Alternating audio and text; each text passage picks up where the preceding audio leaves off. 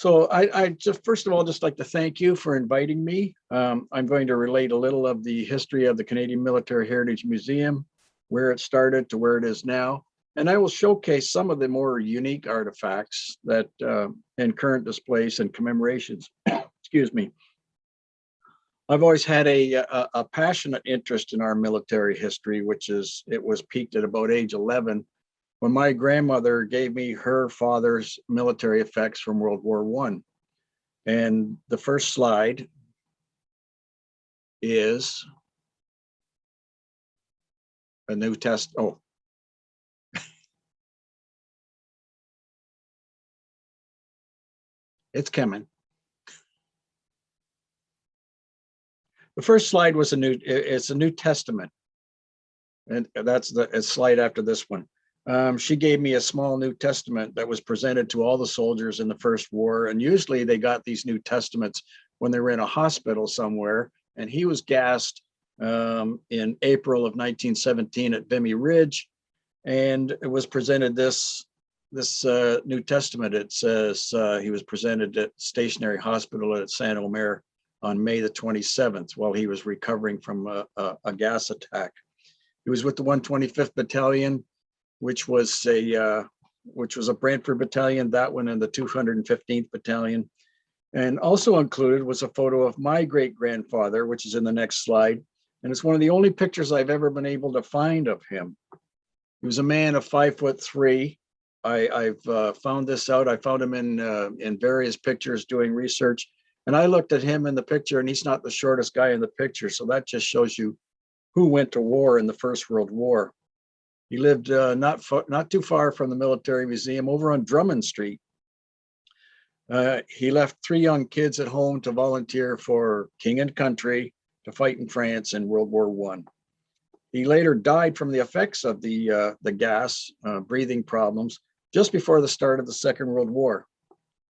So she also gave me his war medal and his victory medal with his name, rank, and battalion number impressed on the rim. And this group of artifacts, it was sort of key to me getting started on a journey of years of collecting and researching military history of Brantford, Brant County, and Six Nations, especially during the First World War.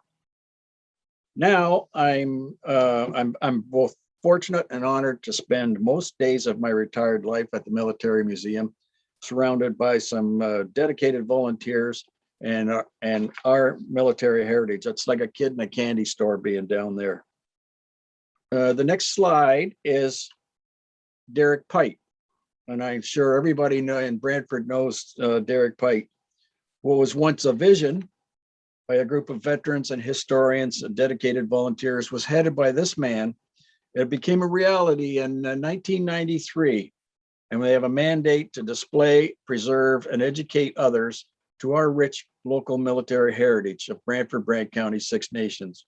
We honor the men, the women of the military who have served and are currently serving.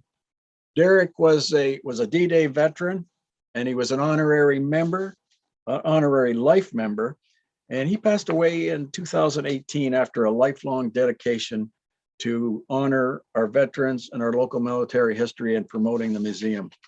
The museum would not be what it is today without the people like Derek. The museum is it's a 13,000 square foot building at 347 Greenwich Street in the historic Massey Cockshutt industrial area, which we're in the middle of about 50 acres. It houses more than 20,000 artifacts donated by families and veterans from the War of 1812 to recent operations in Afghanistan. We're currently supported by more than 100 members and completely administered by volunteers. I can't say enough about the importance of volunteers. That makes our success. The city's completed a very important and extensive and expensive demolition and remediation of the brownfield site. The next picture is what it was during the demolitions. This used to be all the factories of Cockshutt and Massey down there that surrounded us. It's all been cleaned up. The soil's been remediated, and we're waiting for development. The next picture is the new front. That's what it is now. We're very pleased to have a partner with the city. The city has been instrumental in looking after us and providing this building. We have a lease with the city. The city paved our parking lot and look after us very generously. We've got so much to thank them. So we anticipate a very promising future with our heritage and cultural partners on the site. So we're looking forward to development in the future. So through the generosity of benefactors, various grants, foundations, and especially the city of Brantford, the transition from 1993 to 2021, two 70-year-old industrial buildings have been transformed into a destination that our community can truly be proud of. The museum was planning one of the most ambitious years for 2020, and then it all hit the fan in March. When we were scheduled to reopen, we closed the doors for 20 months until July of this year. As a matter of fact, the last person there during the pandemic was David McKee in the next slide. And he was there, our town crier. David McKee was there to commemorate the 75th anniversary of the end of World War II on May the 8th. Dave came with his trusty dog and had a cry for peace. It was very impressive. And Dave's one of our loyal supporters as well. So we postponed our open house, our high tea. High tea was a social event of the year. And if you get a chance to come to the high tea, you'd better get your name in early because tickets go fast and it's a very prestigious event. We had pre-booked visits from the Brantford Symphony Orchestra, school tours, and things like car shows, and they all had to be postponed or canceled. So that COVID, it delayed the reopening, but it also allowed valuable extra time for our dedicated volunteers to prepare probably our most ambitious renovation and display projects ever. We had that extra time. When we finally opened in July of 2021, we decided to open only on Saturdays and Sundays and not charge admission, but encourage donations. Response has been terrific, and visitors were not only impressed, but generous. So now I'll tease you with a small portion of some of those projects, commemorations, and some of those unique artifacts that the museum houses. And the rest will be up to you to come and visit and see. So at the entrance, the next slide is what is called an 18-pounder. And it's called that because of the weight of the shell that it fired in the First World War. This is a wonderful artifact that we were very proud to display. It's a 1906 artillery gun that was sort of the bread and butter gun of the Commonwealth forces. And this is done up in ceremonial colors, which you will see in Britain when the Queen is doing certain commemorations and celebrations. The members of the artillery fire guns like this. It's been completely restored. We were very fortunate to get this from an estate, and it's one of our feature displays. The next slide, as you walk in the door on your left, it's one of the first thing you'll notice. It's very obvious. This is a prominent bronze and wood cockship plaque, which names more than 900 employees who left to serve in World War II. And in gold, in the middle, you see there, is the names of 30 employees who did not return. So we acknowledge those men and women, but especially the women who in World War II served in all the forces and at home and did every job that men had previously done before they left for their overseas. Because when 900 people from your workforce leave, who has to do the work and do it just as good as the men did?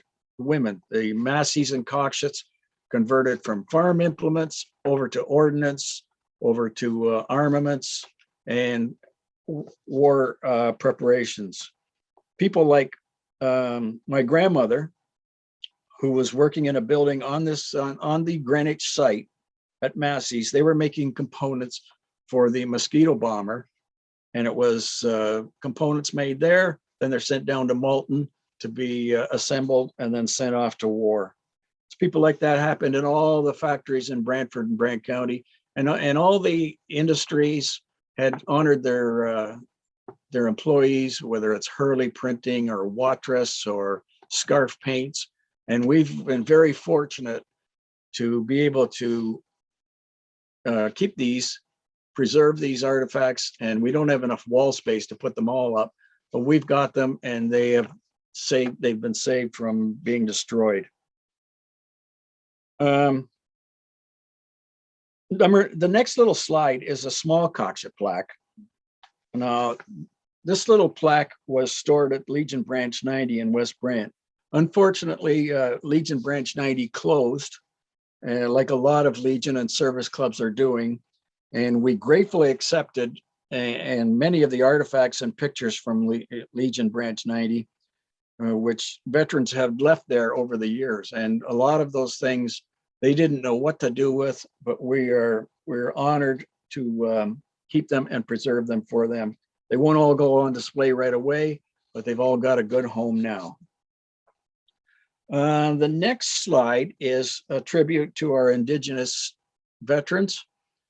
You can see in this frame, this frame is a very large, it's about 8 feet wide, and it came from the downstairs lobby from Legion Branch 90, which had the members' names in it. So we recovered that and saved that, because this might have been destroyed when the building was sold.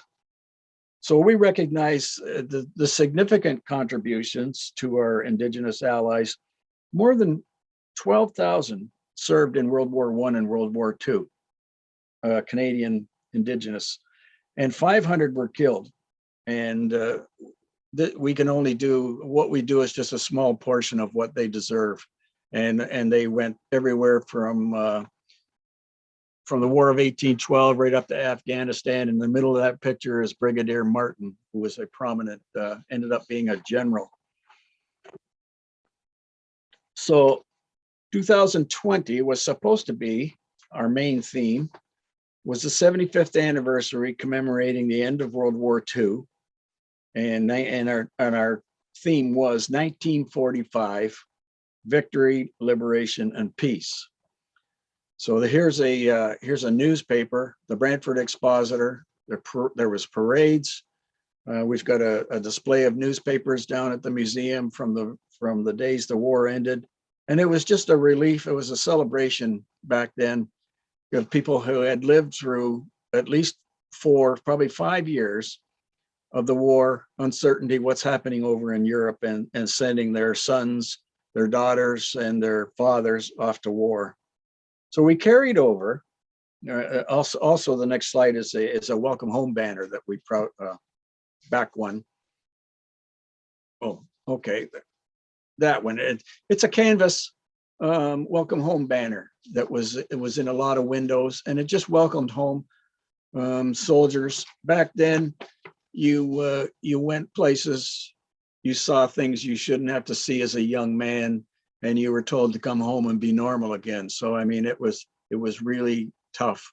Nowadays, the government tries to accommodate people and find a cure and a solution for post-traumatic stress, but that's what a lot of the soldiers, sailors, and airmen and merchant marine had in the Second World War and the First World War especially. So we carried over the theme this year, and with a special recognition in the next picture is a recognition of the liberation of the Netherlands. And what we have here in the next 3 pictures is there's a foot warmer, there's a coffee urn there. That coffee urn was these things are all on loan from a Dutch family in Brantford with the stories of them. And the Dutch urn was buried in the ground and then retrieved after the war when the Germans had left and the Canadians had liberated. The winter of 1944 was called the Hunger Winter. That was the year that the Dutch people actually starved. The Germans, when they're starting to lose the war, are retreating back to Germany, and they're taking everything they can with them. They're taking jewelry, they're taking food, they're taking everything they can, and burning the places behind them. So the Dutch people really suffered in the winter of 1944. So that picture, the next picture, and this picture is a really unique story. This is a story about the little coat. Now, this story, a tank crew, Bob Elliott was a Canadian tank commander. And while they were liberating in 1945, they came upon an energetic little 10-year-old Dutch girl. Her name was Susie Cretchie. And her name was really Everdina, but her brothers called her Susie, which is Dutch for sister. And that's what stuck, really. So the Cretchie family, they lived in Rossum, Netherlands. And then they had been occupied for 4 years.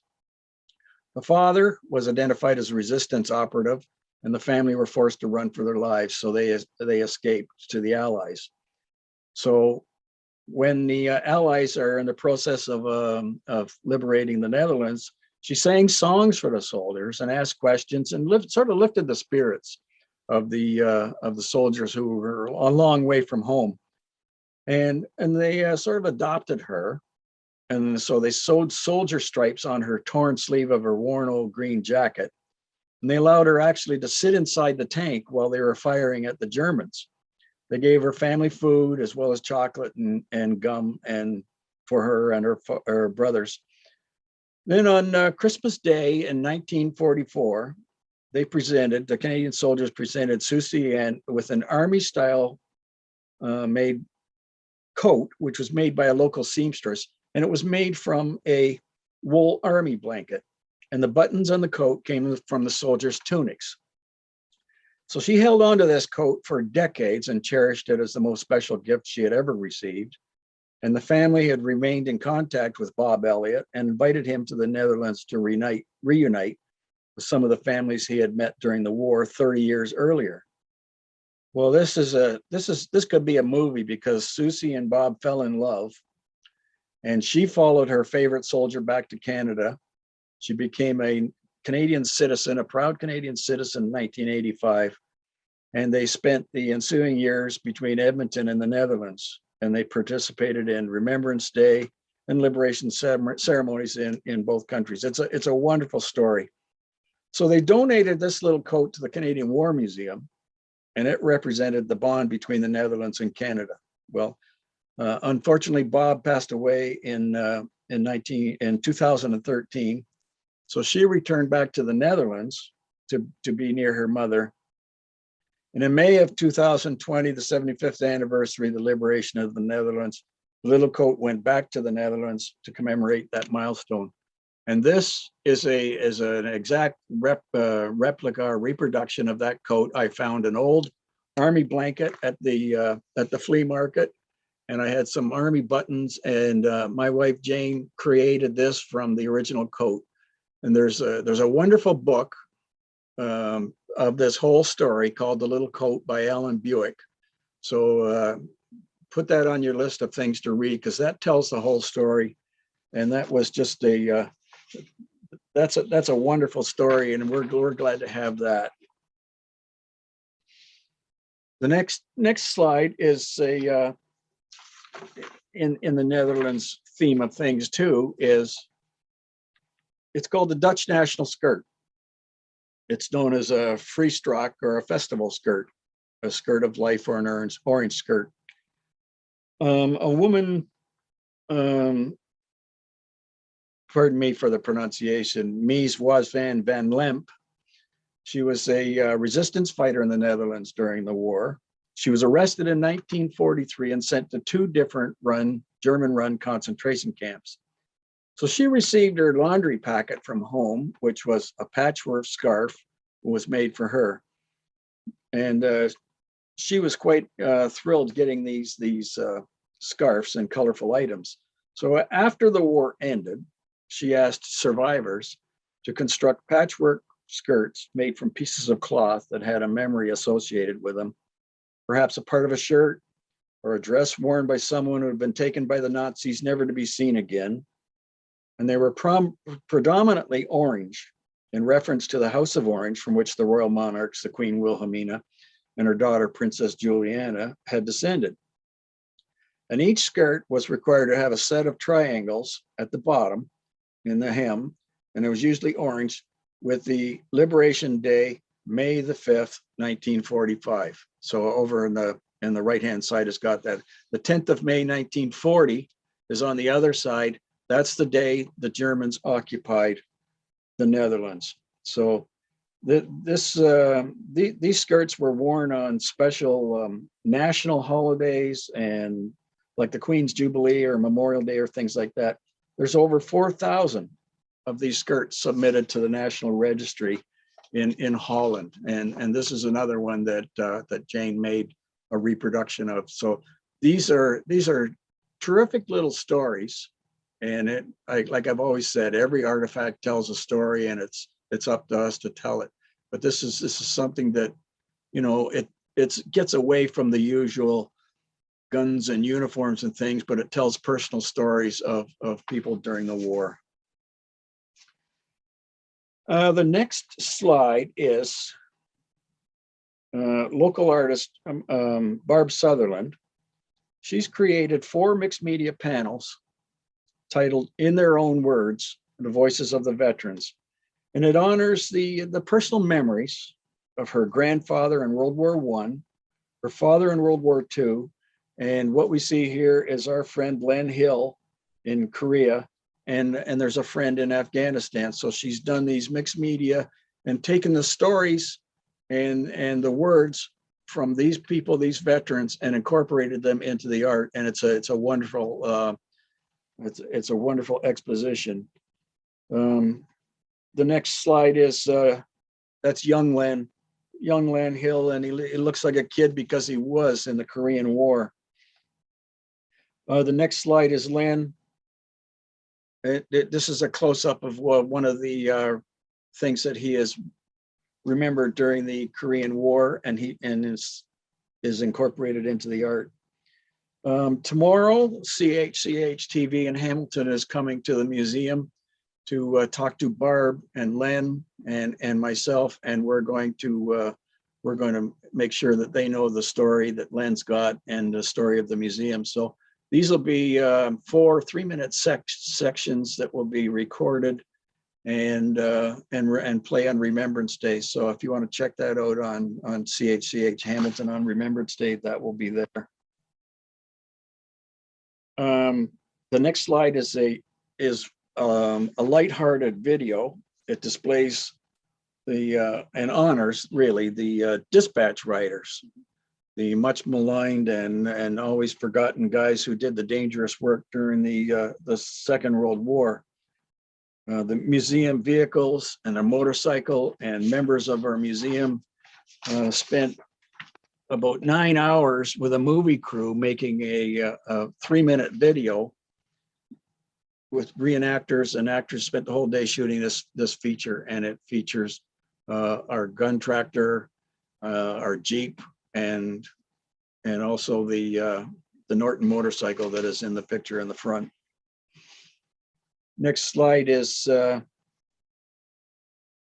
really significant display. We for years had boxes and boxes of really good, well-made armor models out in the back building as storage. And a couple of our volunteers decided they should be on display. So COVID gave them the opportunity to really make a terrific display to honor the people who were in the Armored Corps during the war. Our local regiment, the 2nd 10th Dragoons, in the war, the Dragoons are traditionally cavalry guys. So the cavalry guys weren't needed in the Second World War, so they went armor. So they were tanks. So a lot of people from Brantford went into the Ontario Regiment and different armored regiments. And this is sort of a chronological showing of armored vehicles from World War I right up to what they look like now, the famous Abrams tanks. And they've done a terrific job. And what we had to do was make sure that there's plexiglass on the front of this thing, because knowing the kids that come in, if they want to see that, they want to play with it. But that they've done a terrific job on that. Next slide is, these are two what are called war trophies.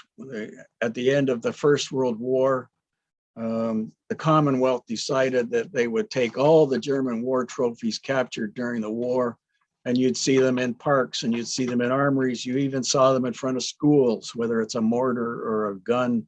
And we found that these things are, they've sat outside for more than 100 years, and they weren't going to sit outside for much longer because of the elements. So we had one of these was outside the armories, and one's a World War I howitzer, and the other's a field gun. We also have a small mortar that was captured at Vimy Ridge. But what's interesting with this, these were rusting, so we didn't have them completely restored.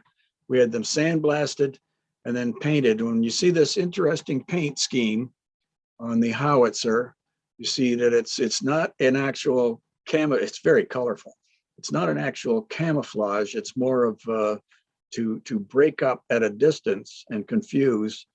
And it's actually represents what these things looked like, the German howitzers in the First World War.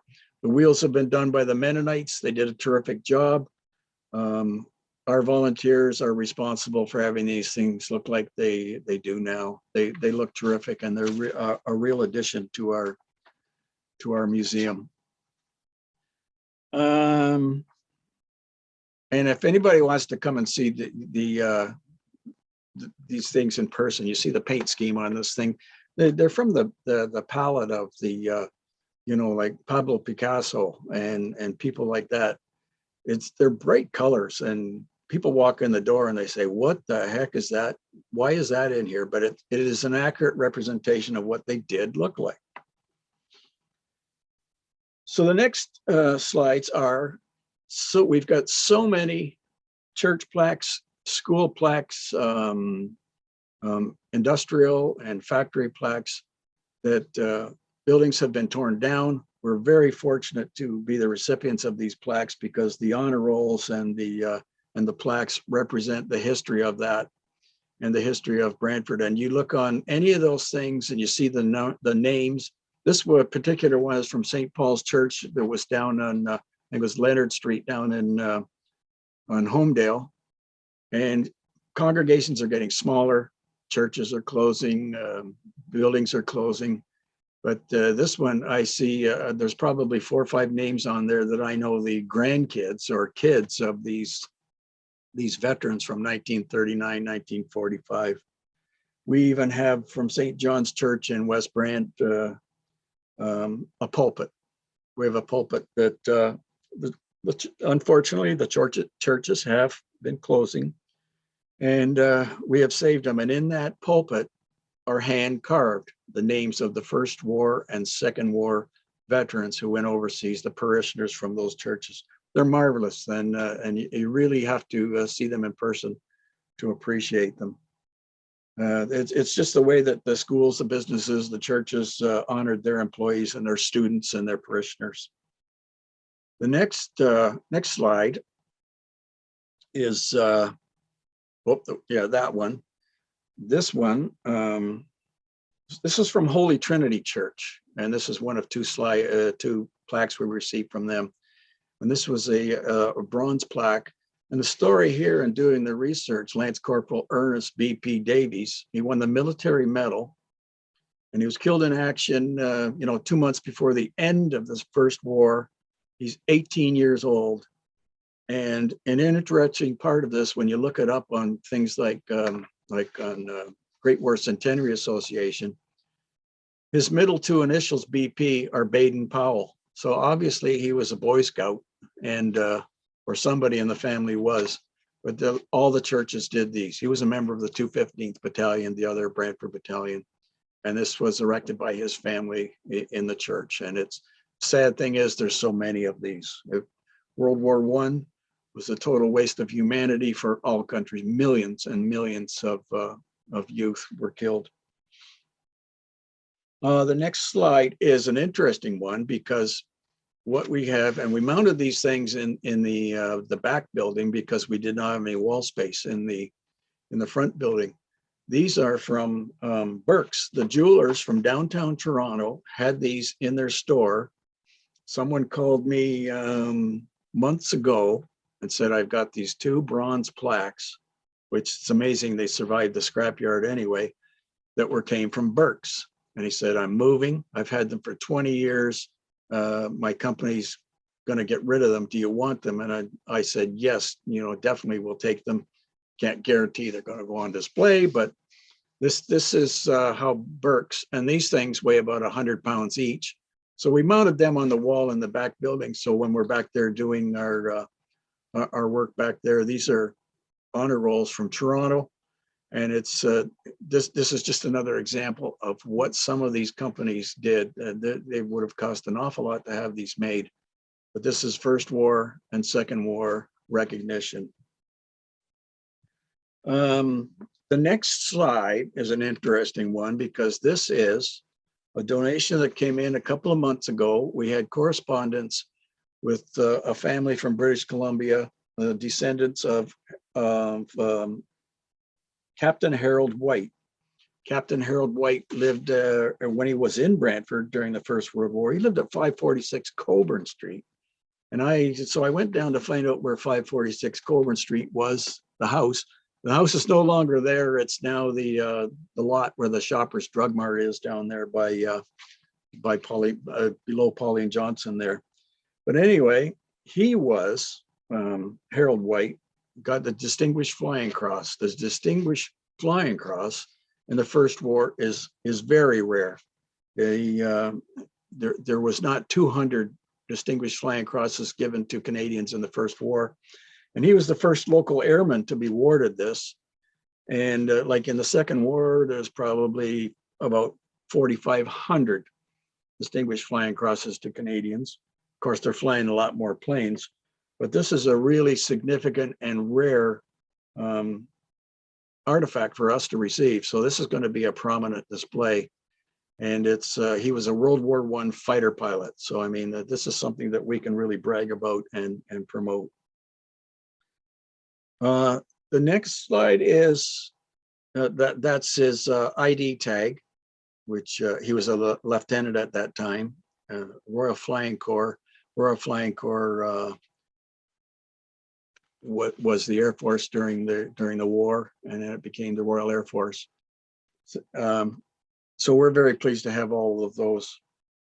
The next slide is Irene Sobering, and I don't know anybody relating to the warplane heritage or military history knows of Irene Sobering.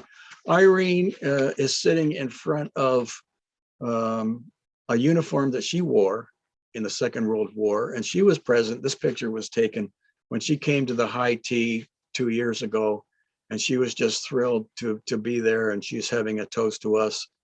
And unfortunately, we lost Irene a year ago. Her husband, George, was instrumental in getting and a volunteer at the Warplane Museum in Hamilton. So this is just one of the many people that we recognize. So it's been 28 years so far. We've had many challenging years, but what you see is now the result of a commitment by many dedicated volunteers, benefactors, grants in the city of Brantford. It's definitely a success story. In our community, the men and the women in the military and the home front have always participated and given above the national average for enlistment and volunteering to do their bit for the country, whether it's Brantford, Brant County, or Six Nations. And to all those who have served and are serving, we should say thank you.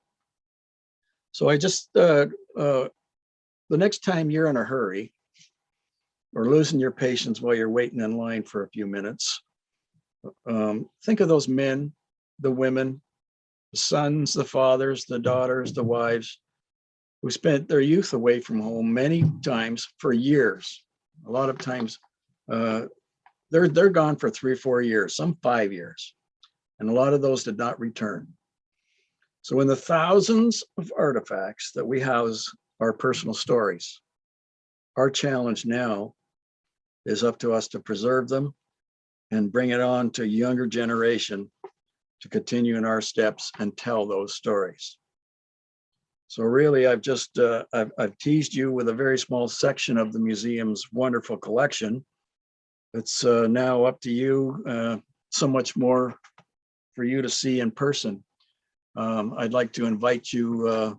The museum is open on weekends, Saturdays and Sundays, noon till 4, and we're open till the end of November. But if anybody wants to book a tour, can get in touch with the museum's phone number, and we can book a tour into December. So I would just like to say thank you to all our veterans. Thank you. And to all the people that I've mentioned that makes the museum what it is, the volunteers and the supporters. And thanks again.